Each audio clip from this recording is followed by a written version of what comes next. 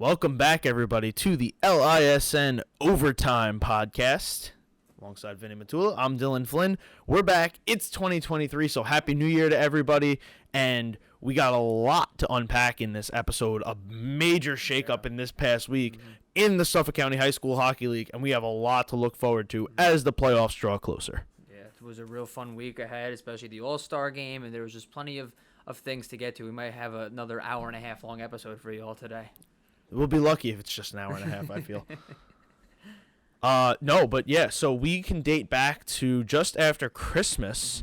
We had the All-Star Game skills competition, and it was a fun event. We had Bobby Treitz and George Zarugian join the broadcast, first live interview subjects, I guess. Yeah. So big thank you to them for joining the program. Now we can say they are friends of the program. Yeah.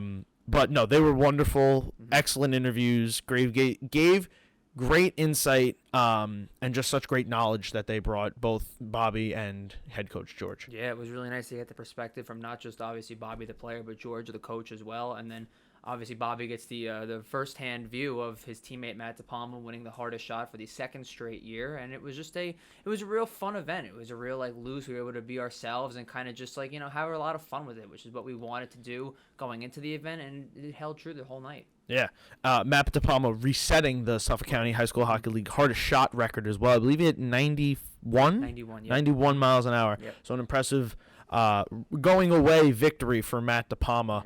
Yeah. And then Matteo Marchese took down Robert Savaglio for the fastest skater. Yep, and then that was the Ice Friars of St. Anthony's. They win the team relay, dethroning Connecticut from last year, so they get a little bit of share in that sense as well too. And then I believe it was Alessandro Giulietti who wins the goaltending competition as well, so to speak. We were very confused about that. Yes. And I think there was still some confusion drawing in the group chat later on, but we came to a determination. Right. So Alessandro Giulietti, congratulations on your goaltender skills competition title. Right. If you didn't know that already. There you go. Breaking news 2 weeks later. Yeah. No, but such a fun event. And then we had the first ever 3v3 tournament. Yeah. Blue took on red, I believe. Or blue took on white. Blue took on white, yeah. And red took on black. Yes. Well, I had the beef with Brody Dixon going into that, and that was a lot of fun because then he won, and I started sweating it out a little bit. Yeah, you mentioned at the end of the second period of the finals game that it was the end of the game, and I was like, whoa, hold your horses real quick. And then sure enough, they come within one goal, actually, and I made sure to tell everyone in case they come back, you could send old takes exposed to Dylan's way, and they held their ground, Team White, and they come out and win victoriously. It's come back to bite me once. It's not going to come back to bite me again. Middle Country and I have become good friends, and it plans to stay that way. Right, exactly. Learned my lesson. Yeah, but all in all, it was a really fun event. I think it was something that was just, very unique in the sense that last year it was kind of 5-on-5, and, everyone had a really good time with it. We had our GoPro footage that we released over the following days or so that was really something to look forward to, and we had a real nice POV of Jake Citron being scored on the Michigan by Konkowski. That was we always see what the player shoots like and what that looks like, but from the goalie's perspective, it looks a little different. It kind of gives you an insight as to what a goalie's thinking and how fast that move really is pulled off. Yeah, you couldn't have actually scripted it better than that. Right. We had to use a little soundbite blurb to edit some of Jake Citron's own commentary on that play. So not very shy about his thoughts on that. But no, great stuff from all the kids that participated. Congratulations to them. Everyone there totally earned it. Very much deserving. So this has been one of the best seasons yet in the Suffolk County High School Hockey League, and it just so happens that it's the 50th season. So the best, is yet to come in a sense. It's still a full another month to go here, including the postseason, which it's surely not going to disappoint the way this last week or two has unfolded in front of us. No, absolutely not. It's been a really fun week. So with that, let's move into what happened this past week. Yeah. I mean, it's been week aplenty, scores and shakeups aplenty. Yeah. I think we can start with Connecticut Sayville becoming the sixth team now to clinch a playoff spot after they won 3-0 over Ward Melville and rebounded from 2 pretty tough losses. Yeah, 2 pretty tough losses, and they came into that contest not winning a game since mid-November. So I kind of wondered, like, is this kind of like a get-right game for them? No wins in their last 6. They're on a 4-game losing streak going in. So I think it was really good on them to open the scoring early in the first period in that game. Snyder gets a big game winner. Marchese, you mentioned in your pregame that he needed to have a big game. He goes and does his thing with 2 primary assists, I believe. He did, yes. Yeah, so that's the kind of player we've mentioned before. He's going to need to be big for them down the stretch here, and obviously this is a game they needed to not only get the confidence back in the room, but like you said, they clinched the postseason spot, which they returned to after last year as well. On the 2 goals that weren't empty netters were Marchese's assists. The first one major because that period started out with Ward Melville having a heavy shot advantage. Yes. And both teams returning back and forth. Ward Melville not having Jake Mangano or Ryan Hobbs, so missing 2 pretty big scores. But Connecticut kind of just rode the wave out, played it through. And then, Marchese just did his thing, controlled the game, drew eyes to him, found Snyder backdoor, and Andrew Snyder made no mistake about it. Yeah, he did. And then there's one point I want to bring up about Snyder, too. He's been playing most of the season on their junior varsity team. So he comes up, and he's producing now with them. So he's got 4 games played. I believe they have 2 more, if I'm not mistaken. So they're at 18 games played. They got 2 more. So I believe he'll be postseason eligible, just based on the amount of games that he's played. How many games do you need for postseason eligibility? See, it's a little interesting with that because originally going in, I believe it was a percentage of games you had to be at least be on the roster for. He's got 4 to his name now, and the backstory behind it is this. So Connecticut's JV team is at 16 games played. They only play 18 in JV, so they have 2 more left. They're already mathematically out of the playoffs. So my assumption is that he's going to be continuing to play with the varsity squad. Again, that's barring attendance and whatever else comes about their way. So I would be surprised if he doesn't play in the postseason, to be honest with you, because he is, like I said, he's producing. He scores a big goal against Ward Melville. I believe he had another goal prior to that game. That was his 2nd goal of the season, and it was his 4th game, yes. Yeah, exactly. So that's an interesting part for me. Another thing, too, that I'll touch on real quick, too, with Middle Country. They're in that playoff race right now, too, and they have another kid who's playing JV, Harold Stauffer, another player who they haven't chosen to call up yet. And I was curious about that to see if they were going to call him up because their JV team is out of the playoff race. They haven't won a game all year, but he's been one of the few bright spots on that team. And he's not like a younger player. He's I believe he's a junior, if I'm not mistaken. Plays rinks travel. He's playing a high-level hockey. So I was curious to see if other teams will follow suit with that. Obviously, it's bid the T-Birds well so far. And I'm curious if other teams pick up on that and continue that trend forward. Because we've obviously seen other teams do it. Like Joseph Caruso's done it for Northport. Obviously, he's a little bit younger, so I don't see him playing on their varsity postseason roster. If he does, then, more power to him. But, we'll see if that continues going forward. Yeah, he filled in the other night on their senior night just because they needed some players, missing both Collins brothers, missing Gafanov due to travel, not restrictions, but just obligations, travel obligations. But I asked the question about the games played because you look at a player like Logan Keel and a player like Luke Savage, 2 players that have played well for the Connecticut Sayville varsity team. Yeah. They've played 6 and 7 games each. So, their playoff eligibility is something that I'm wondering about. Are they, if they're around, are they going to be able to play in the playoffs? Because you want everybody there possible. It, gives other players a rest. You never know who's going to have a hot hand that night. Right. Luke Savage is certainly capable of having a hot hand. He has a hat. No, he does not have a hat. I'm looking at the wrong stat. Or he does have a hat trick this season. So, anybody can. He's one of 2 players on this team with a hat trick, him and Matthew Campanola. So anyone's capable of having the hot hand in any given night. Absolutely. You want to have the most available possible. So it is interesting because I remember that Northport was bringing down Sean Tittle when he was on the verge of coming back from injury. He came back the other night, played in his first game, and had a good showing. Okay. But they wanted to get him games so that he's playoff eligible because, like I said, and we'll get to more of this towards as the playoffs draw nearer, but Northport is a dangerous team when they're fully healthy and fully rostered. Absolutely. If they have everybody listed on their roster there in attendance for their game against whoever they're going to play in round 1, it's not going to be an easy game. It's a hard out, absolutely. It's a 2 versus 7, possibly 2 versus 6 if they have a good finish, or it could be 2v8 depending on how this all shakes out in the last coming weeks, or 1v8 rather. Yeah. I just don't see them being the easiest out of these bottom 4 teams. Yeah, as far as Tittle goes, the league website has him at 11 games played right now. I don't believe that's entirely accurate, but that leads me to believe if he suited up the one night, I think it was against Smithtown, he didn't play. He plays last night. They have 3 more to go, so that would put him at 5. That's a quarter of the season, essentially. So a quarter?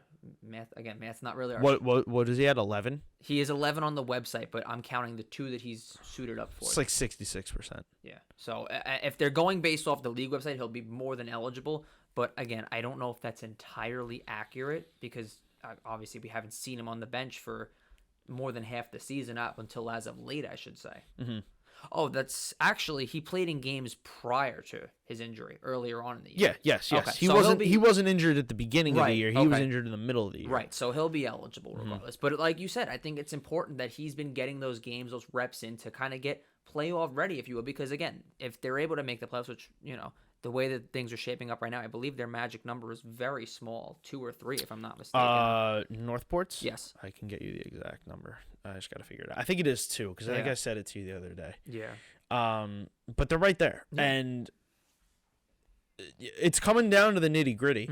Let's see. They are 3 games remaining, and they're at 12 points with a 3-point lead. So if they win, they're at 14, and if West Islip loses, yes. Then they're in, yeah. Yep. So it's any combination of Northport wins and West Islip losses, regulation losses. Yep. And then I think that they're playing West Islip coming up. Yes. But it's the end of the season. So January 30th they play that game. So could mean something, could mean nothing. Hopefully it does mean something, but at the it's such a tough balance because you want it to mean something, but at the same time you hope for Northport it doesn't. Yeah. Very, very tough balance there. But their next game against Middle Country is very interesting because that is possibly for 7th place. Yes. That is the tie-breaking game, rubber matchup, and Middle Country is playing some really good hockey as of late. Their last 2 games, a combined 2 losses by 3 goals against 2 of the better teams in the varsity division. Yeah, absolutely. You even talked to Nick DeAndre of the Ice Friars after their 2-1 loss, and he admitted to you, like, we weren't as prepared as we thought we should have been. And, that was another one where we looked at each other. We were like, whoa, like, they went back to their old roots from earlier on in the year when they kind of surprised everybody against Northport.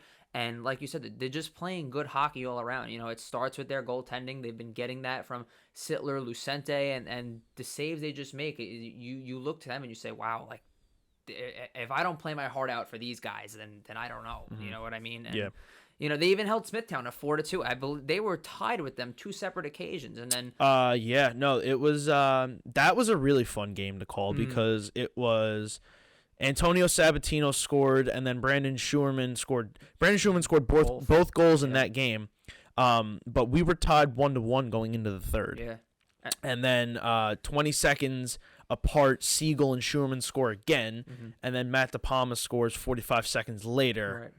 To give Smithtown their ultimate 3-2, and then Noche nodded an empty netter, and it was a 4-2 victory. Yeah, I think it's important, too, that Schuerman's getting going offensively. He's got 2 goals now. He was a huge standout performer in JV. I think he was averaging, like, close to 3 goals. I think he had over 30 goals last season. Yeah, exactly. So I think it's huge that they're getting him going, not just overall, but down the stretch here because, their schedule, they got to go up against a desperate Ward Melville team next week.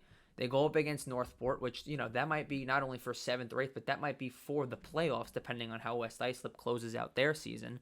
And then they go up against East Islip, which if Middle Country makes the playoffs, that's kind of like a round 1 matchup they're going to have to try and steal. Well, Middle Country, their next game is to eliminate Ward Melville from the playoffs. Yes, so they play Wednesday, January 18th. I believe that's Middle Country's senior night, too. Yes, I think it is. Yeah. But that is, if they win, Ward Melville's out. They're done, yeah. Done. Because they just mathematically cannot catch them, and there's only 8 teams that make it into the playoffs. But, yes, no, to draw back to the DeAndrea point, Nicholas DeAndrea is one of the most punctual players in all of Suffolk County High School Hockey League. He prepares. He's very methodical about how he goes about his business. He makes sure that he's ultimately prepared. I've talked to him on a number of occasions. He shows up to the rink early. He knows what he's doing. He has a plan. He knows who he's playing. He has all the insight. And talking to him, you could just see, like, after that game, he knew. He was like, dude, we were not ready for that. And I knew it. And he knew, like, maybe the feeling in the locker room was just a little too late. Yeah. Or not too late, a little too lazy, not so lethargic in a sense. And Jack DeLugos is the captain of that team, but Nicholas DeAndre is absolutely one of the more outspoken and visible leaders of that St. Anthony squad. He has a pulse of what's going on at all times amongst the roster. He knows everything that's going on in the league. He's one of the most informative and knowledgeable players that you'll speak to. And if you have the pleasure of having a conversation with him, it's a great privilege. He's very knowledgeable.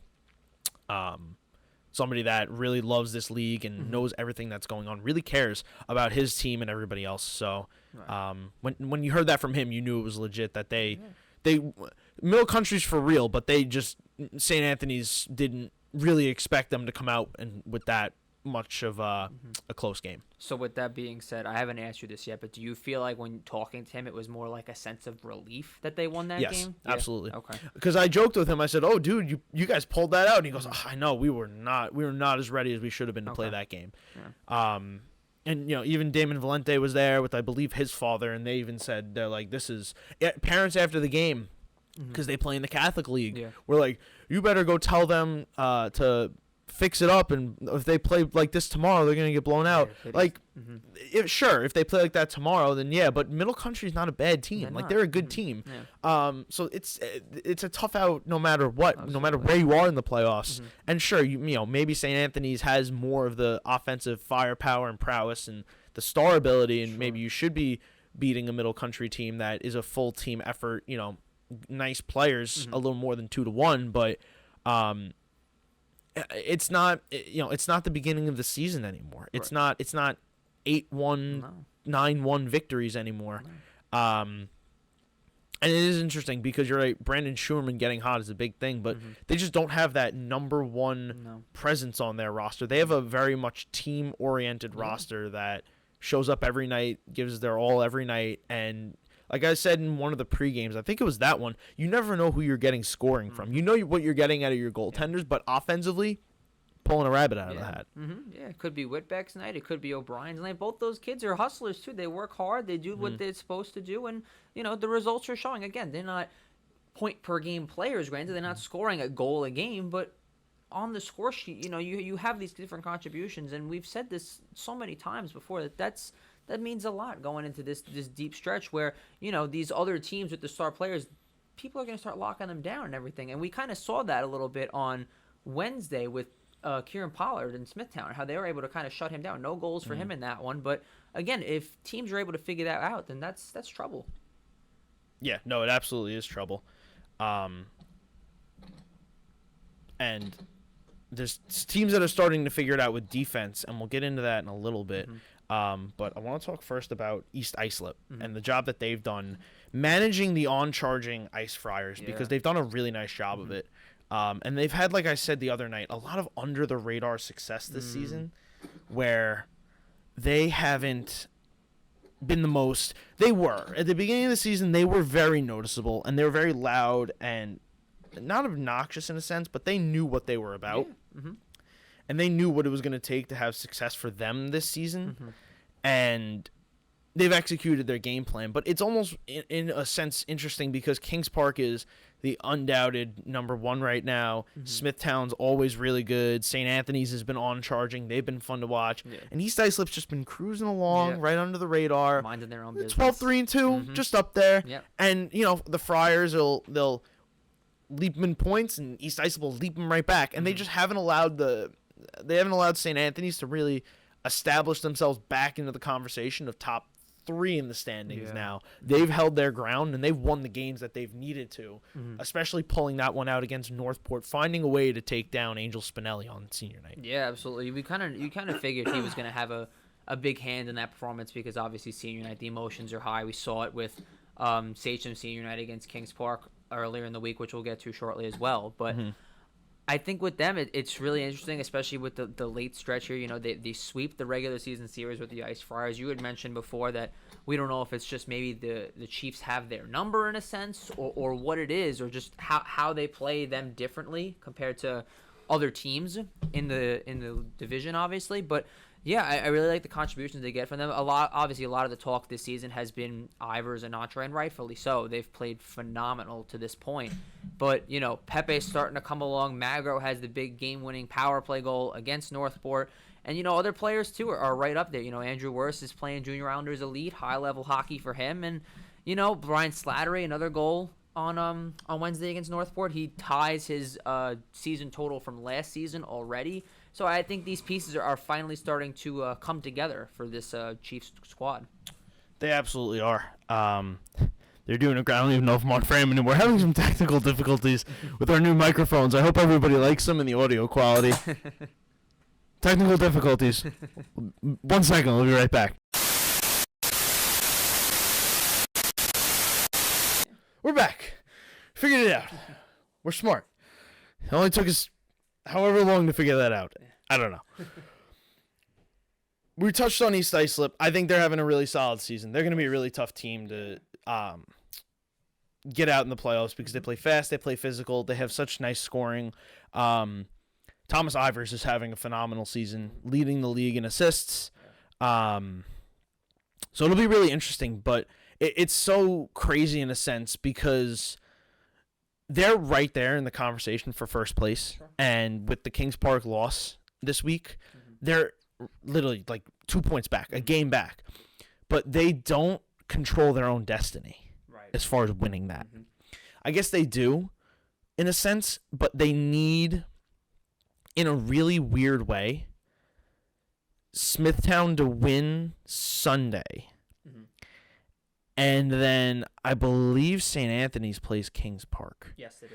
They need St. Anthony's to beat Kings Park and Smithtown because they own the tiebreaker over Smithtown. So, St. Anthony's. So this is like, if you're an East Islip fan and you're looking at the 1 seed, you have a nice road to it because you play in your last 3, or an East Islip player. Okay, so maybe not. Sachem, Kennequod, Sayville, Middle Country. You got to win out. Yeah. You have to win out. And you get to 32 points. Right. So you get to 32 points. Smithtown wins. They're at 28. And then St. Anthony's beats both of them, and they're at 28. And then that's it. You got it. You got it. Yeah. Because Kings Park can only get to 30 at that point. Smithtown, I believe, is only at 30. They can max out at If 32. they lose 32, are they going to need another Smithtown loss then? Yeah, they can max out at 32. They are going to need Smithtown plays Sachem, which is Sachem to beat Smithtown. Yeah. Very possible. They've split this season, so very possible. Sachem's going to want to get up for that game, tiebreaker. So they're in contention, but they need a lot of help. And the Smithtown or Kings Park path is a lot more clear cut. Yeah. Look, I mean, if it shakes out where East Islip is first, I don't think either of us are going to be shocked at that. Like, they've played great hockey all season. Like, they have a couple of blemishes, but they're obviously both to Kings Park, I believe, and they got one other loss too to Kennequod. So, like, those are not bad teams, you know what I mean? Like, they've done their job with hockey this season compared to last year. Like, you know, they go out in the first round, they come into states, do their own thing, and you know, I think the way it is, like, it's not impossible with the kind of help that they need in anything. I think it's just a matter of, you know, a lot's got to go right in their favor. Absolutely. Absolutely. And look, that's, you know, it's just what it is. That's what happens not when you set yourself up in the way that they did. Because it's no fault of their own. You play the games that you play, and there's a lot of tough teams. Yeah.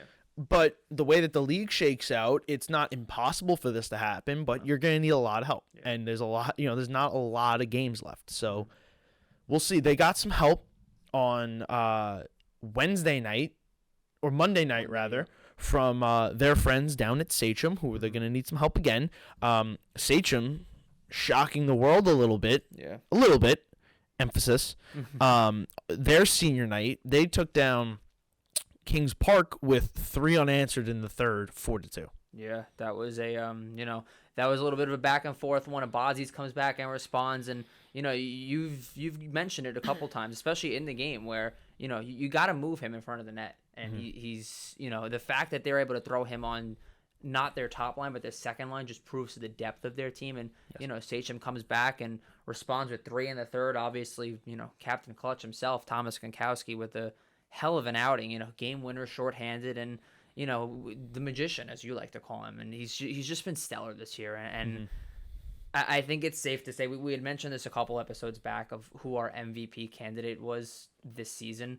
I had mentioned I think it was DeAndre at one point, and it's really hard for me to stick by that based on what he's been doing so far this year and just the way he just came back and has just put that team on his shoulders. And I don't want to say we kind of expected it, but he's world-class talent. He's one of the best players on Long Island. I kind of figured he was going to have some sort of a say and say, don't count us out just yet. I think we can really make a push for a top 4 seed going into the final month of the season. They absolutely can. They are at 23 points right now. The only thing that's hurting them is that they've played one more game than everybody else has. So they have 2 games left, so they can max out at 27 points. Right. Not in contention for the 1 seed. Can move higher, but again, will need a lot of things to shake out. They're going to have to win some games, and what do they have to play? East Islip and Smithtown? Yep, EI Smithtown. So they win those 2 games, and they get some other help from some other things, and they can possibly move up. But I could see them sitting right there at that 5 seed, just because you lost that time with Thomas Konkowski being out, and it hurt. You lost a couple in a row. But I think the way that they are now, they're going to be so tough in the playoffs. It's ridiculous. One thing that I wanted to hit on about this in that game that I noticed. So over the last couple games, a lot of teams like to play in transition. Yeah. Right? So East Islip, West Islip, SCHSHL, Ward Melville and Northport to a sense. Yep. They'll get their players out. But the SCHSHL and West Islip teams are really key into this, because if you look at the goal Konkowski scored on Monday to tie the game, he took that puck and got around the defender whose name escapes me. And not just I don't know it because I can't picture who it is. I want to say it's Ryan First. I think you're right, yeah. And he makes a sick move on Joseph O'Neill, buries it right on the doorstep, and we're tied. Yeah.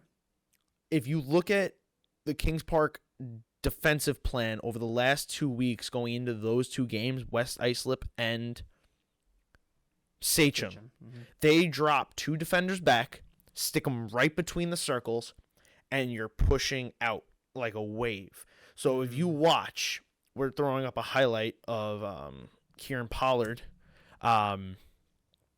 He is coming around, and he's trying to get around any way possible, and they have their 2 defenders shoulder to shoulder, out, and you're directing Pollard off, and you're almost making him in like a light bulb or mushroom type figure, because he wants to go down the middle of the ice, get to the middle, and make his move and try to score, like we've seen him do so many times. But he pushes out around and gets a weak shot away, and Connor McGrain just kicks it out. Yeah.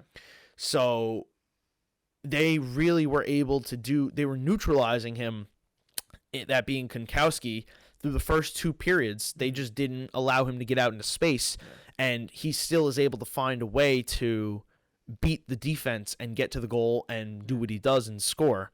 Now that's not that Kings Park's failing, it's just that he is so hard to stop. Yeah. There was one play too in the first period that really stuck out to me, like the first 2 minutes into that period. I don't know if you recall this or not, where he starts from his own zone, he dangles past Prang, speeds past the bodies, and it took Mikey Brazel to essentially just push him and knock him down. And it's like he almost got through the whole damn team at that point. Like that, that's what it's gonna have to take. And we had mentioned this a little bit in their when their team played in the JV final against Smithtown.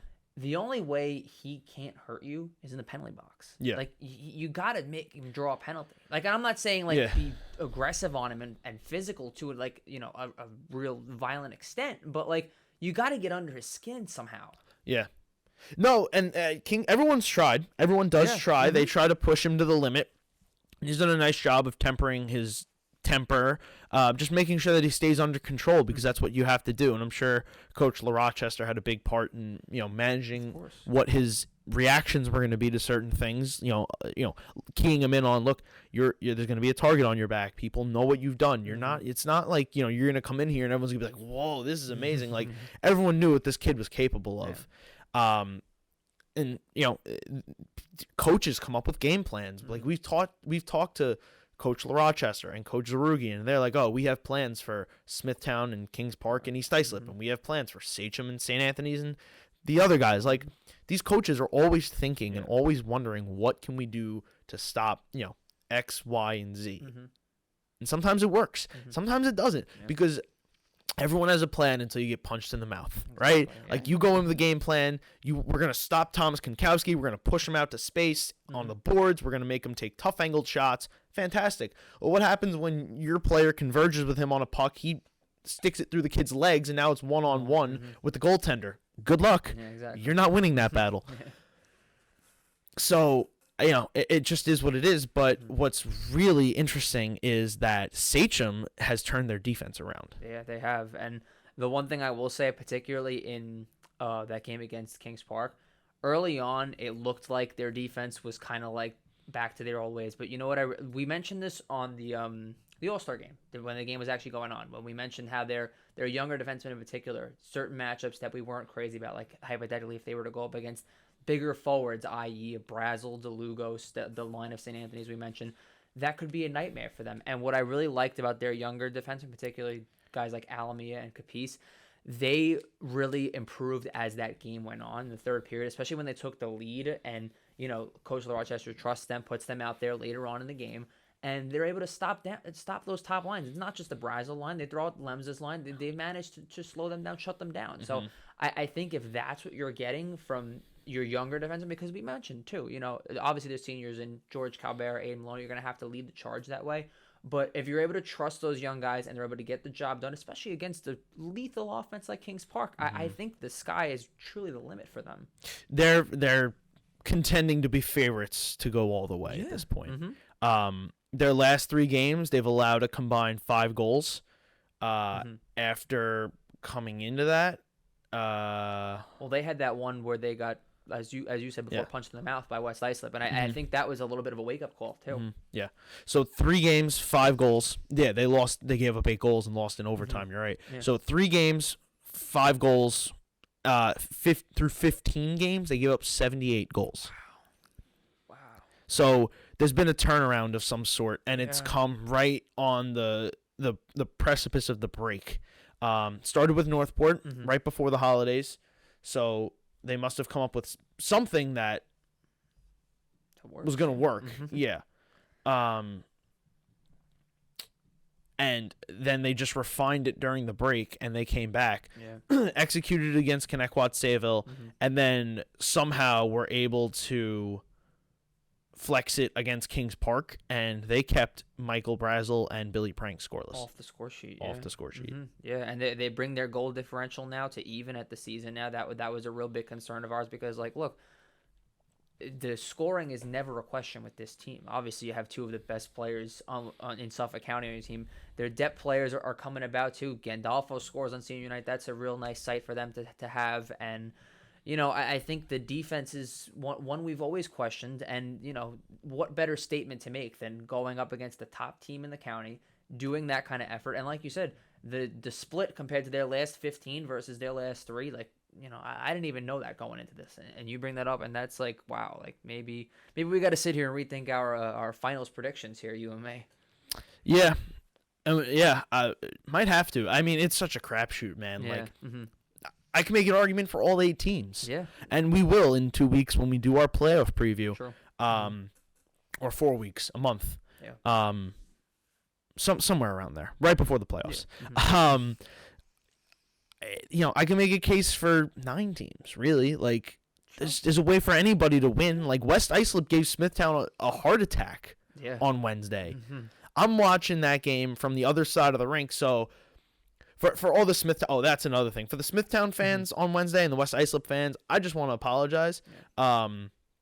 Everyone asking, not everyone, but people asking where the commentary was. We had a scheduling conflict with Northport Huntington Senior Night taking place on the south side of the rink at the same time that the Smithtown West Islip game was going on. and we wanted to be able to cover Northport Huntington's senior night because we want to give their seniors their due and pay them their respects and wish them well on their way and give them their senior night with the full broadcast. So unfortunately, at the expense of your game, that just was the break, but we will have coverage with commentary of every game moving forward. There are no foreseeable schedule conflicts, so everyone should have commentators, and we will have the tandem of you and I on Sunday for the Smithtown Kings Park game, which I think we can transition into now. I think we're good, right? You're good on SCHSHL? One last point. They're dangerous. Like, they can score with the best of them, but if they can figure out this defense and they figure out how to tie up Brazel and Prang, Berhalter had an assist, Abazi scored twice, but even in that third period, after I made mention of you need to stop him, I saw it was Capice, I believe, physical sticks up in the air, tying that he was literally hugging Peter Abazi's without taking a penalty, as legally as you can. He was not giving him an inch of room, because I guarantee you, Rochester in the intermission said, "You are sticking to that kid in the slot, and if he scores, you're coming off." Capice was like, "No." I remember how quiet it was too up there when they got. I think it was that power play they got, and you were like, "I'm gonna say it again. Someone's got to get Peter Abazi's out of the front of the net." Like, no, like it was so quiet. He scored countless goals on that spot. So, they're too smart not to take him out of the play. And you've already figured out whatever the plan is of stopping Brazel and Prang. And I'm sure that's that same plan of pushing them out into space. And they got shots away. Their goaltender duo of Giulietti and Loeb have done a nice job. Alessandro Giulietti played exceptionally well in that game against Kings Park. But, we'll see. Because if teams now can learn the defensive scheme against this Kings Park team, it's going to be really interesting to see these games, because they're going to start have to play in close games. Absolutely. Close quarter games. But, that loss Monday now, and the Smithtown survival win, if you will, sets up Kings Park, Smithtown, Sunday, the only game on the LI Sports Network, first place in the varsity division. Yeah, when Smithtown wins in regulation, they take the cake. If Kings Park ties or any other result other than a Smithtown regulation win keeps Kings Park in first place. It'll be really exciting atmosphere. Obviously, the following day is Martin Luther King Day. There won't be school for the high school kids, so I don't want to say we're expecting a big crowd, but I think we can both agree we'd be very disappointed if there's not a decent crowd on hand, to put it mildly. I'm sure there will be. Yeah. The student sections haven't been skimp on big games. No. So we're very excited to be doing that. Yes, so a Smithtown win would have 2 games to play, both teams at 28 points, but Smithtown owning the tiebreaker in wins alone and goals against. Yeah.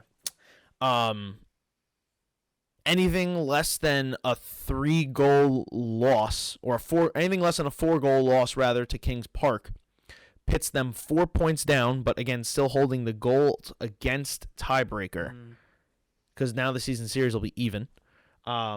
With Kings Park Smithtown? Yes. No. Well, of Kings Park Paper wins. issue. That's Kings Park wins. Yeah. I said anything where Kings Park wins by more than 3 goals. That's my apology. So it won't be over. No one can clinch that on Sunday, but Smithtown can really, again, shake up the league on Sunday if they win that game.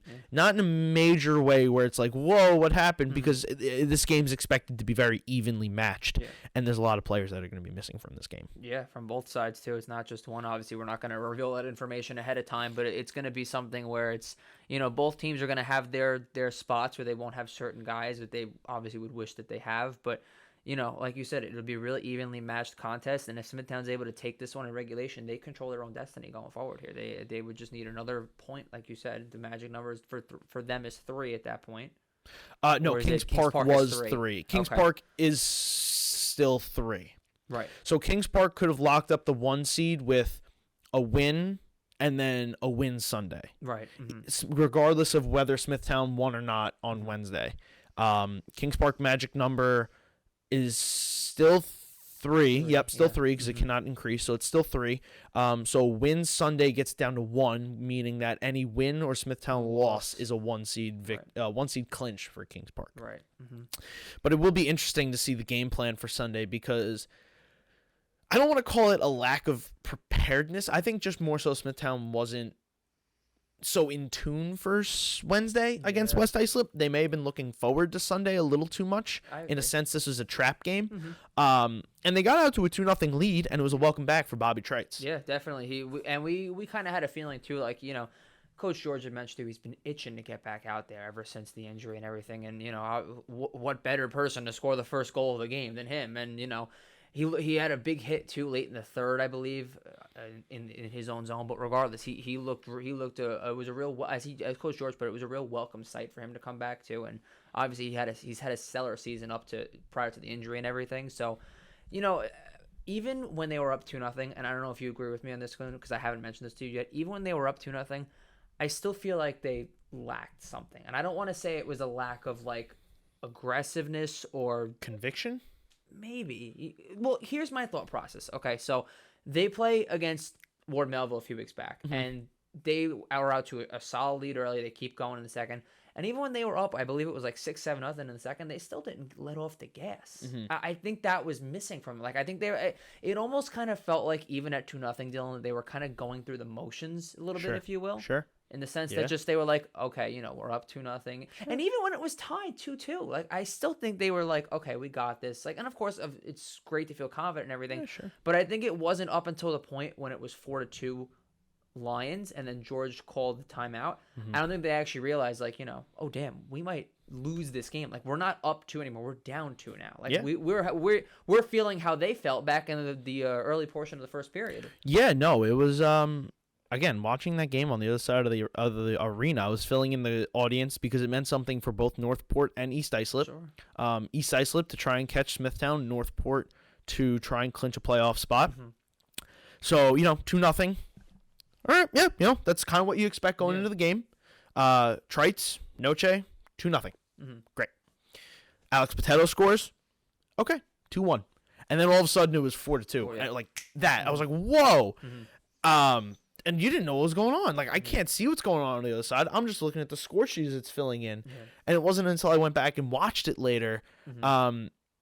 And, like, people are going to say, oh, but, you know, every goaltender wants every goal back. Like, obviously, a goaltender doesn't want to give up a goal. Jake Citron wants all 4 of those goals back. Absolutely. Like, Alex Potato throws one on net. It just squeaks through. Alex Potato throws one on net. It gets tipped past him. Liam Henshaw makes a nice fake. He slips and can't get back to the far post. Thomas Miller comes around, slides out of position, tucks it off his leg. It banks into the goal. Or he wraps it in. Like, those are 4 uncharacteristic Jake Citron goals allowed. Like, he knows what he's capable of, and everyone knows what he's capable of. He has the reputation of being one of the best goaltenders in the league. He just got caught on an off night. And luckily it didn't have to, you know, bite him because Thomas Agavino decided to finally crack through on the score sheet. Yeah, smart play by him. You know, he's really come to it of his own. He's a real physical defenseman for them, and the offense is starting to show now. He scores his first 2 goals of the season, and you know, again, I think it really took up until that timeout for the Bulls to kind of say, look, like we still got something to play for. You know what I mean? Like, you got playoffs locked up and everything, but go ahead. Well, that's the other thing is when I saw that timeout, watching that game back, I was like, oh, Vin's going to love this. He loves a well-timed timeout. Yeah. So I knew that you were going to be, especially your boy, head coach George Zarugian, calling that timeout. You were going to be all sorts of fired up on that. Well, and I messaged him too that Thursday morning, and I was like, you know, I don't want to say, I don't want to explicitly reveal what I texted him, but I was like, you know, proud of you guys coming back, blah blah blah blah. And he gave me the rundown. Look, I gave him a kick in the behind. Like they need, sometimes they need it. It's the truth, and you know, especially when they allowed 4 goals in a span of a little over 8 minutes of game time.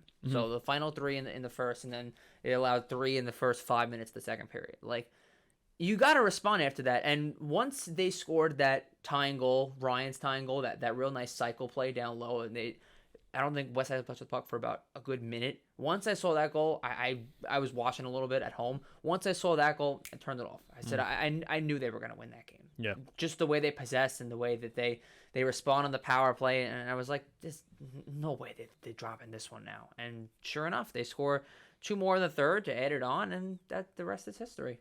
Yeah. Yeah, no, they did a nice job responding to the West Islip push. That's an important thing to show coming down the stretch, be it West Islip, Kings Park, St. Anthony's, whoever you're going to play. If you can respond after getting hit like that with 4 straight goals and come out with a win and not allow another one, it's a big thing for a team that's on pace to try and go and win a county title for the first time in a couple of years. Definitely. And the one thing I'll say, too, is that teams like Kings Park and Smithtown, and we'll stick with the Smithtown theme at this point now because obviously they get the comeback win. Neither of those teams really have faced much adversity this season, if you will. I mean, the Smithtown lost a couple at a point in time, so they had that little stretch. But, like, unless you disagree with me here, like I think Smithtown's faced some adversity. I think that middle stretch of the season they hit a lull. Yeah. You know, they on the ice they lost to Kings Park, and then they lost to Sachem without Konkowski. And then they had another loss Ice Friars. to St. Anthony's. Yeah. So, you know, I think that's, you know, and their offense didn't look right. It didn't look right. Yeah. Something was off. You know, they're a good offensive team. They're a defensive team first. But their offense didn't look right. No. And everyone, you know, George Zarugian knew that. The players might have known that. And then they responded with I believe a 15-0, 16 consecutive goals 17. without allowing 17 consecutive goals without allowing one. So the offense responded. So they respond well to adversity, but it's just I think it's a matter now, like you said, of you know that's why George Zarugian is the head coach of Smithtown. That's why he is a coach at all, because he knows how to rally his troops when he needs to in that time of adversity, and he gets the best response out of them. Hence, you get 5 unanswered goals after allowing 4 against a West Islip team that is trying to get into the playoffs. Yeah, absolutely. And now they haven't lost a game since that mid-November clash with the Ice Friars now, so they've really responded well, like you said, from that middle stretch where they hit the lull. They technically they lose 3 in a row on the website, and in reality they lose 2 in a row because of the paperwork issue. But you know, again, that's another team. We're not going to be shocked if they win. Not only if they win Sunday, but if they clinch first place. No, absolutely not. They're, you know, that's a team coming in that you expected to be there in the end. But I think as far as Kings Park goes, no, they haven't faced as much adversity as Smithtown has this season. I think they're facing it right now. Oh, yeah. I think they're facing it right now, and I think they're coming off of massive wins. The closest game they've played outside of the loss in like the last stretch of a month, 3-2 over Ward Melville after they came off a 3-2 loss to St. Anthony. So that might have been a bout of adversity, but right now is the time because they lost to Sachem, really good hockey team. Now they have to play Smithtown Sunday for first place. There's a lot of pressure on that game, and you're not going to have everybody there. Then you have to go play St. Anthony's after 10 days off, and they're going to want to beat you because that's a tie-breaking game. And then you play Ward Melville to round out your season, and who knows what they're going to be at that point, playoffs or not. But that's it. Like, that's your last game before the playoffs. So you got to really, like, make sure that you know what you're doing going into the playoffs. Like, you know, we have everything right. Is everybody scoring? Is everybody hot? What are we looking at here? But I think Sunday is a really, really, really tough test because it's now you've lost. How are you going to bounce back? Because the last time you almost lost again. You came inches off the post from going to overtime against Ward Melville. Now you're not playing Ward Melville after a loss. You're playing Smithtown Hotbugs, so the spectrum's flipped. Now it's for first place. What are we looking at Sunday as far as, like, what do you expect to see Sunday, rather? Teams, plans, efforts. What's your opinion on Sunday? I think they lay it all on the line, obviously. I mean, we know going in, like we mentioned, both teams are going to be a little bit light. And obviously, we've seen it so far this year. It's not just these two teams, but it's the whole varsity division in general for the most part. Sundays haven't been pretty from an attendance standpoint. So, again, we don't know specifics just yet. Wouldn't surprise me if we see Landrigan come up again. If we see, I think it's Barham, another one of the junior varsity kids that they've had. Gavin Barham. Exactly. Would not surprise me one bit if the Bulls decide to pull them up and give them a couple of options down the bench there. And they've played well when they've shown up for them there. So this is a true test as far as which of these teams' depth has the advantage, I think. Because, again, we don't have the full roster teams that we've been accustomed to the majority of the season. So I think the depth is one that's going to really intrigue me in that one. And I think the starting, like the first 10 minutes, the overall first period, I think we'll really get a good feeling out process as to see where this game will take us. Yeah. Yeah, I mean, the game was so close last time. It's like, what kind of defensive adjustments do you make? Because the winning goal was Mikey Brazel on a Michigan. Like, well, you can't defensive game plan for that. That's just you got really unlucky. Right. So yeah, I'm really excited to see if these teams adjust, if they just come in with the same game plans. Yeah. I think Smithtown's a little bit of a different team as far as goal scoring standpoint goes. Like I said, they hit a lull. And the offense has rebounded nicely. So since they lost those games, they've put up scores of 9, 8. They had 5 against East Islip, which is a tough team to score against. Yeah. They had 7 the other night against West Islip. So they've like really rebounded offensively. Kings Park's not an easy team to score against by any means. They've given up the second fewest goals in varsity hockey. Yeah. So obviously not easy at all. But they score a ton, and Smithtown's not easy to score on. They've allowed the fewest goals in varsity hockey. So it'll be, is it going to be another 2-1 deadlock game? Are we going to have a shootout? Like, is it going to be 7-5, 7-6 down to the wire for first place? Like, who knows what we're going to get? Yeah. The only other thing I'll say about Sunday is I'd be very it wouldn't surprise me if, like you said, if it ends 6-5, 7-6. It wouldn't surprise me if it ends 2-1, but I don't see one team really blowing another one out. Like I think it's like one of those 1-2 goal games that we've been so accustomed to these last couple of weeks, last month or so in particular. I think that's what we're looking for. And again, I'm not gonna say I'll be disappointed if it doesn't, because again, it's just why you play the game. Things happen. We saw it firsthand on Wednesday. Citron had an off night. Who knows? Maybe one of the 2 starting goalies on Sunday has an off night. Yeah. We don't know. Yeah, we'll have to see. Yep, it's a game of bounces. It's a game of chance. You got to play it to win it, to know it, and to see it. Yeah. So, should be a really good game Sunday. Hope everybody can tune in. That's going to be our only game Sunday, 6:30 puck drop. You and I are on the call. Yep. First place. It's as simple as that. Doesn't get much better. Winner gets first place for the time being. Yeah. Yeah. I think what do we got next on deck? We got Nassau up next. Nassau hockey lot on of exciting deck. A lot of exciting things took place in Nassau this week as well. Yes, lots of exciting stuff in Nassau. Let me just pull up their website. Yeah, SCHSHL going up against Hills earlier on in the week. That was a real a battle, to put it bluntly. That was a real tough one. Yeah, you were on that call with Peter Schwartz that game. Yes, yeah, that was a I'll put it to you like this: at 1-0, Hills took a 1-0 lead, late goal in the second period, and about 6 minutes to go in that game, they're up 1-0. I'll tell you exactly what I told Peter Schwartz after the game. I said to him, look, at 1-0, 6 minutes to go in the third, I didn't see SCHSHL coming back. Only because I say that only because Hills played so well defensively, and then SCHSHL ties it up. Noel right out of the box, he gets the goal.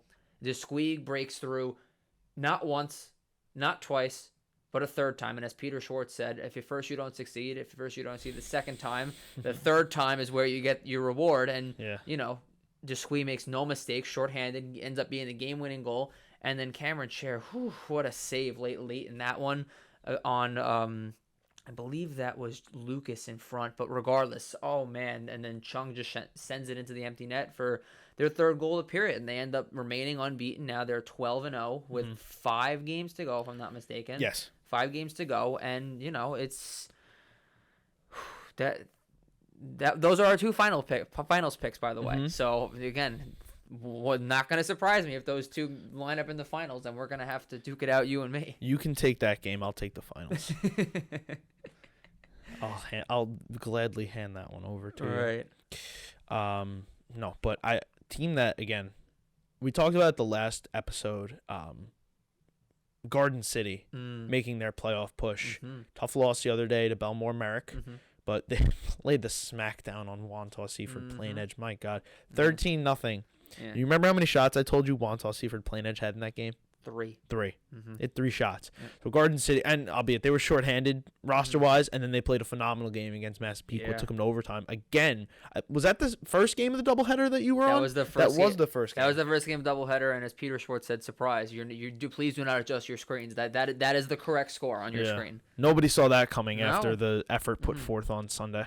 Wasn't on either of our bingo cards either, like we mentioned.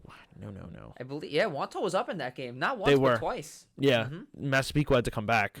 But, James Van Eron has just been having himself a couple weeks. Yeah. Playing well in the Manhasset Great Neck game, netting the game winner on senior night against Wantagh Seaford Plain Edge. They're trying to fend off Garden City. They got some help from Belmore Merrick, Massapequa. Belmore Merrick took down Garden City 7-0. They also claimed some vengeance on Long Beach a week ago, 4-1 in Long Beach. Yeah. That game was electric. Yeah, that was something else right there. I mean, they're always going to give you a tough go, especially in Long Beach where the home fans are really give their full support down there. And it was just, it's whenever we go down there, there's always something going on there as far as the fans or the games are typically just a great showing. And when I went back and watched that one, I even said to you, I was like, boy, you had a good crowd in that one. And, and that was a rematch too. That was a rematch of their semifinal. Yeah, that was the one where they upset Long Beach upset Belmore. Thank you. To end their undefeated season. Yep. And we knew going in, like, if you're a returning member of Belmore Merrick, how do you not get up for that game? Yeah. It's physically, I think it's not only physically, but I think it's mentally impossible to not get up for that game. Say, look, those guys in the other locker room, they beat us in the semis. They spoiled our chance to not only go unbeaten throughout the season, but they knocked us out. Like that's simple as that. Absolutely. No, you gotta get your revenge and then move forward. So that was also a battle for playoff positioning too. Belmore Merrick now created the separation on Long Beach. And it's tight packed in this varsity division.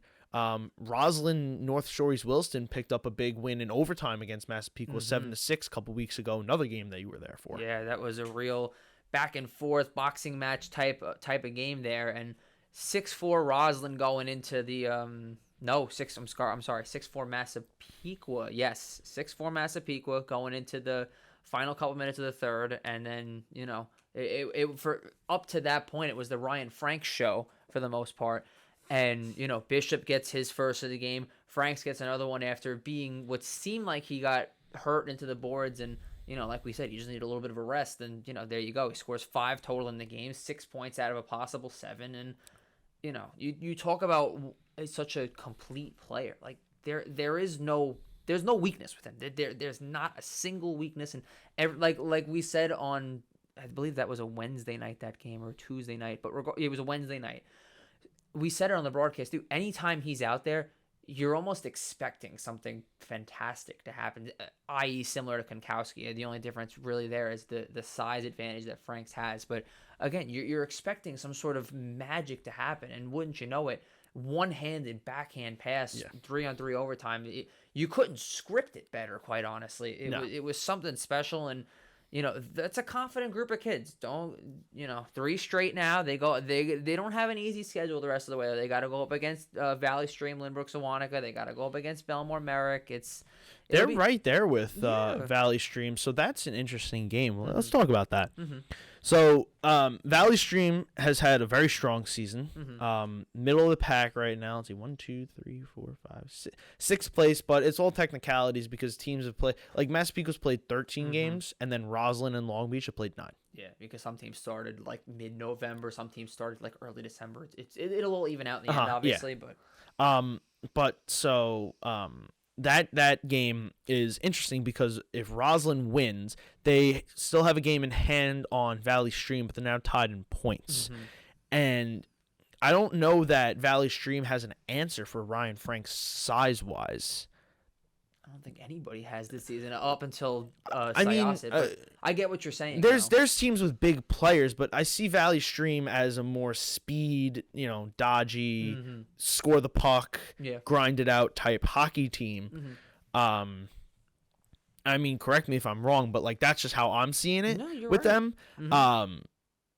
And I think that, Ryan Franks is physical, overpowered, but he also has the skill. You just need to have somebody that can knock him off the puck and make him move it because you need to let other players beat you. Absolutely. Yeah, that was another point that I had mentioned in the broadcast when they played Massapequa. It's like you got to let somebody, you got to have somebody else. If it's going to be someone else, don't let it be Franks that beats you. You know what I mean? And Valley Stream Limerick Sewanaka is very, in my opinion, very similar, reminiscent to Middle Country where they don't have really that star player. I mean, Heiss has done his thing with them. Don't get me wrong, but they're all trusted by the coaching staff that they go out, they play hard, they do their thing. So I think it's gonna have to take a full collect. Just for context, we're taping this on Friday the 13th. They're playing Valley Stream Limerick Swanica. They're playing Roslyn tonight. Oh, are they? They are. Oh, yeah. So we have no idea what goes on in this game. We're just actually predicting this right now. Yeah, no, so I think it's going to take a real strong defensive effort for them. They're obviously one of the league leaders in goals against to this point right now. And, Roslyn's one of the top go-getters in goals for. They're actually second right now behind the ever so electric Syosset Braves offensively right now. So,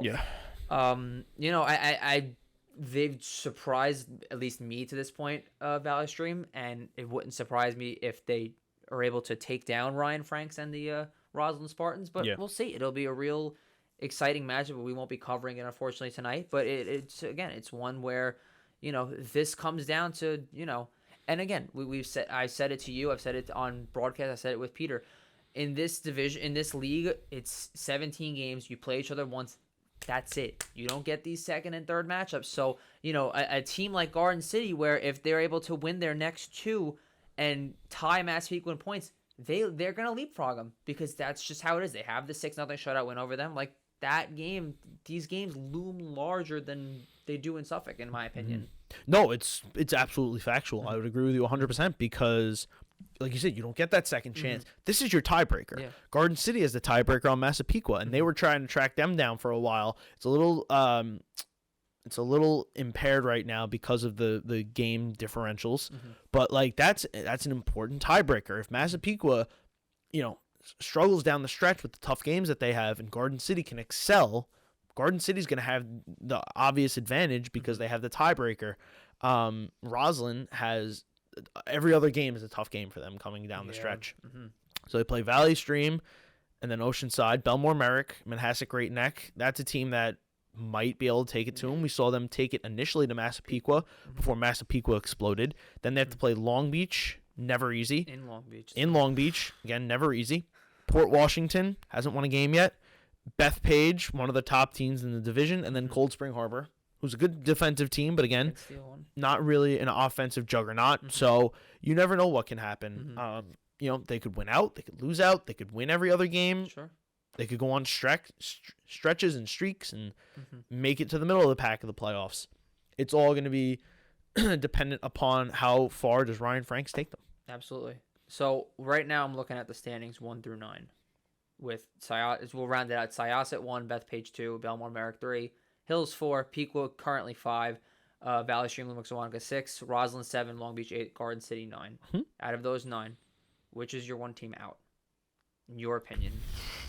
My one team out because it's only 8, so you got it right now. Garden City's out.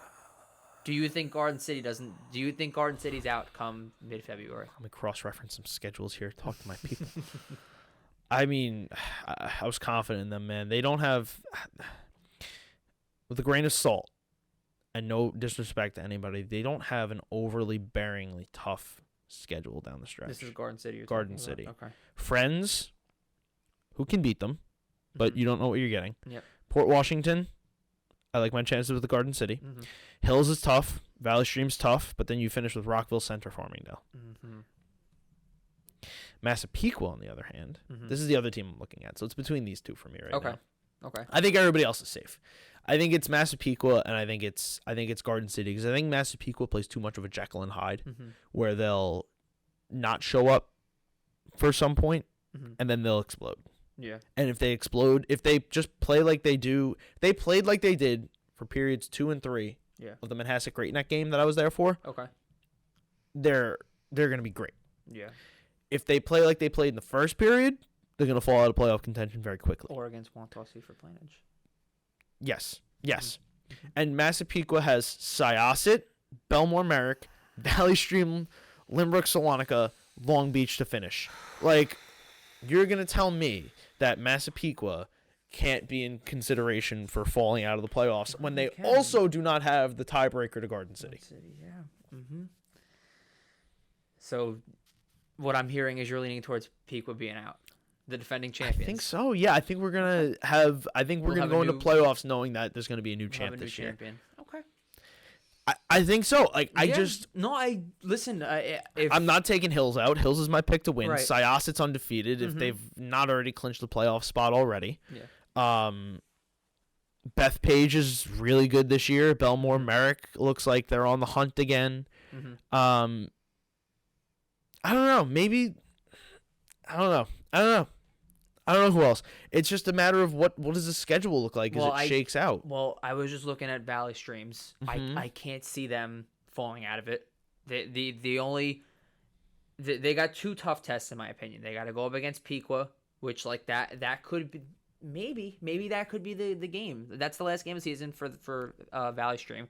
And they go up against Roslyn. Now, Garden City, they play too. That's another interesting one where the head-to-head's going to come into factor there. So I think for me, it comes down to those 3. Yeah, but I think they just don't have enough tough games left on their schedule. Valley Stream. Yeah. Yeah, no, that's... Levittown, Hicksville, East Meadow, they're a nice team, but they're not going to beat them. They're too young. Yeah. Farmingdale's not going to beat them. Friends isn't going to beat them. Manhasset Great Neck's not. Like, they're just not going to beat them. They're not going to beat them. The reason why, too, I don't mean to cut you off. The reason why I don't say Long Beach or Roslyn at this point, even though they're further down towards standings, games in hand. Yeah. They got 9 games. They've played 9 games to this point. Everyone else above them has played at least 11, with the exception of Valley Stream. I think the games in hand are in their favor at this point. Absolutely. And Long Beach has a tough schedule down the stretch, but that home ice is so tough to play on. They play Bethpage, Syosset back to back. Oh boy. So, that's tough. That is tough. We will see how this all shakes out. And they have a bunch of tough games coming down the stretch, but I don't think that they always somehow find a way in. They're just that team, like, they're just the team that's just always there. They're like Alabama in college football. They're pestery and they're never out of it. And they're always, it's like always like, all right, well, these are our 4 teams. Well, what about Alabama? All right, good point. Yeah, they're in. Like out of nowhere. Like, where do they come from? But they always have very, very strong hockey players, very talented hockey players, and they're a very big hockey community down there. Yeah. It wouldn't surprise. Again, if they're able to make it, it wouldn't surprise me if they give an upset again to Belmore Merrick or even a Bethpage too. I don't think they've played each other yet, Long Beach and Bethpage. No, they have not. Yeah. They have to play them after Syosset. Syosset, Bethpage. So, you go 1-2 in the schedule. Yeah. Good luck. That's right. Godspeed. Yeah. It'll be tough though. It'll be tough for them. I mean, I'm right there with you as far as which of my team. I think it's between Garden City and Massapequa, and I kind of agree with you in the sense that like the only reason why I don't pick Garden City is because they got the head-to-head. Like, it's tough. It's really tough, and it's.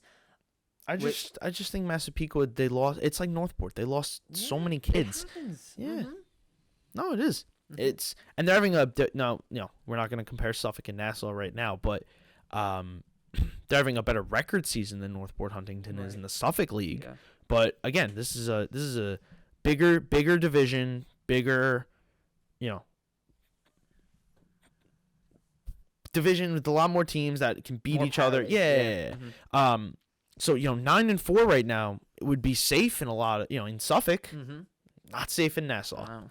Especially when you've played already 13 games. The next closest to you is 12 with a couple of teams, but I think too many teams have too many games in hand. Yeah, hell, 7-2. And their schedule is just it's daunting coming down the stretch. Yeah, hell, 7-2 isn't really all that safe in Nassau at this point. Like that's again, that's the parity. How, again, that's another one. You can make a case for any of those teams, man. Yeah, I mean, Garden City's one game back in the loss of Massapequa. So, like goaltending, I'm giving the edge to Garden City. Yeah, and become good friends with PJ Tercey. This isn't because that, like, just evaluating both teams and looking at what they have to bring to the table. I'll take Garden City's goaltending all day over Massapequa's. Right. Yeah, definitely. That's just what it is. I agree with you. They've allowed fewer goals. Like, Garden City, it comes down to the scoring. Do you have Bedard there? They didn't have Bedard on Sunday, but it didn't matter. I'm not sure. We didn't cover the game Monday, but I don't know what happened in that. Obviously, 7-0 is not ideal. Right. They were short-staffed. Didn't have Bedard. No. Didn't have other players. Tercey didn't even play. I was gonna say, yeah, Tercey wasn't even there. Yeah. So, does it suck? Yeah. But that's not a testament to what this Garden City team is. Shorthanded. I'm trying to think. Oh, yeah, Bobby Seaman was there. Yeah. That's what I was looking for. But, Tercey doesn't play. You don't have Alex Bedard. You're short-staffed against a hot Belmore Merrick team. It's not time to push the panic button yet for the Wings. No, not at all. Long way to go. Yeah. Very long way. Do you think that SCHSHL keeps up their unbeaten season?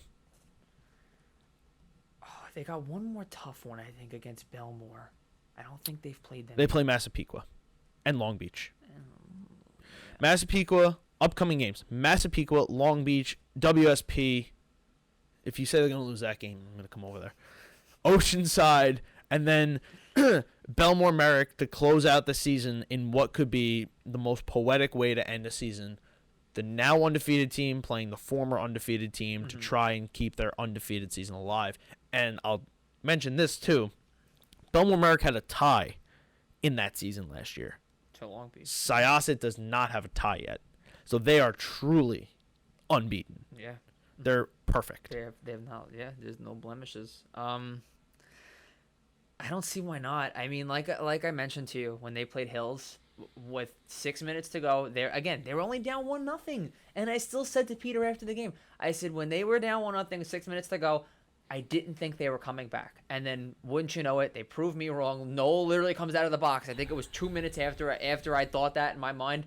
He scores to tie it up, and I knew. I said, they're not losing. They weren't gonna lose it because they're so deep. And I mentioned that to Pete on the broadcast too. I think going into that game, they had 9 players with at least 10 points or more this season. Like, how do you stop? That's like, you think Kings Park is whacked up on offense? These guys are that and more. And it's not even just their forwards. There's the Squee back there. There's Gagliano. It's both Gagliano brothers. It's first cousins, by the way. We were informed that on the broadcast that both Gagliano brothers and David Desquee, they're first cousins. So real nice. Oh, that's funny. Yeah. Huh. Yeah. Wow.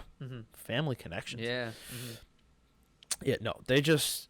See, we talk about, like, Middle Country is a very team-oriented hockey team. They don't have the star. SCHSHL is team-oriented with a bunch of stars. Yeah. So that's why they're just where they are currently. Right. And they even had one less player than Hills did the other night. So they're just... Look, it goes without saying they're a force to be reckoned with. Definitely. Like, Flax didn't even goaltend in that game. Yeah. So... Which game was this against? Hills. Well... It was Cameron and Cher. Yeah, they're both stellar. Interchangeable. Goaltenders. Yeah. Cher plays the 18U Lions. He hadn't played a lot going into that game. And that's why I was surprised that Flax didn't play, but understandable. Yeah. I mean, you want to give everybody their fair share. Definite. It's not easy when you have to go up against Hills, but like I said, it's just I just don't know who's going to beat them. Yeah, totally. And then there's Bethpage. Bethpage lost to him. Bethpage has also lost to who'd they lose to? Massive Hills. They lost to Hills. Haven't lost since. They play Friends, Long Beach, Rockville Center, Roslyn, Farmingdale. I could see Roslyn being a tough matchup for them. Yeah. Lizica and Franks going up against each other. And then that's almost like an evenly matched team. Bethpage maybe having a little more of an edge with the skaters. Roslyn versus Syosset? Bethpage. Okay, yeah, Roslyn, yeah. Bethpage. Yeah. Bethpage with Lizica, Roslyn with Franks. Two budding stars right there. Stars already, I should say. Yeah, but they have the size, they have the skill. Lizica probably has a little more of the speed. Yeah, I'd agree. But I think like when you look at everybody after that, like it's kind of interchangeably even. Yeah, Lizica's got more options around him too, in my opinion. That's what I think too. Like I think I give an edge to the skater. Yeah. Ligarenzo's. Oh gosh, who's the other one that's played well for them? McCann, Kelly. Yep. Yeah. No, I think that's a really intriguing game that comes in February. Yep. But it should be really good, and then we'll have coverage of the playoffs and the state tournament in March. So lots to look forward to there. And we were also informed that we were getting maybe some special treatment at Town of Oyster Bay. That's right. Ice rink. Maybe have a new filming setup. So we'll see what happens with that in the weeks to come. Just some speculation right now and some planning. But anything is possible, as the great Kevin Garnett once said. Yeah. But you got anything else? I think we're okay. I think these next couple of weeks are going to be arguably the most exciting to this point. I think we have some real fun races, not just in Suffolk, obviously, but like you said, there's a huge logjam between 3 and 8 at this point in Nassau. Like, we might wake up tomorrow morning and half the standings are going to be 4 points separate 3 and 8, and it's games in hand too. Like there's no, this team has it locked up. This team has Bethpage doesn't even have the 2 seed locked up right now. It's anybody's race at this point. And where it is now could be completely different from where it is 2 weeks from now when we record our next episode. Absolutely. So, sky's the limit for anything that could happen. Absolutely. But I think that's going to wrap it up for today. Yeah. All right. Well, thank everybody for tuning in again. Episode 7, going to wrap it up. The playoff races are heating up as the temperatures are somewhat cooling down outside. Very exciting for Sunday. Absolutely. Ready to go Sunday. That's going to be a big game. Smithtown, Kings Park. Lots of big Nassau games coming up. Lots of big Suffolk games coming up. And we hope to see everybody tuning into the LI Sports Network to catch all the action. Yeah, definitely. Going to be a real exciting couple of weeks here. And it's something that's real special for us here at the LI Sports Network, and like you said, it all really starts Sunday. Sunday is where it starts. Sunday is the big one where it's 2 top teams in Suffolk County battling out for first place, and what else would you want to be? It's a playoff game. Absolutely. All right, everybody. Thank you for tuning in again, and we will see you on the LI Sports Network.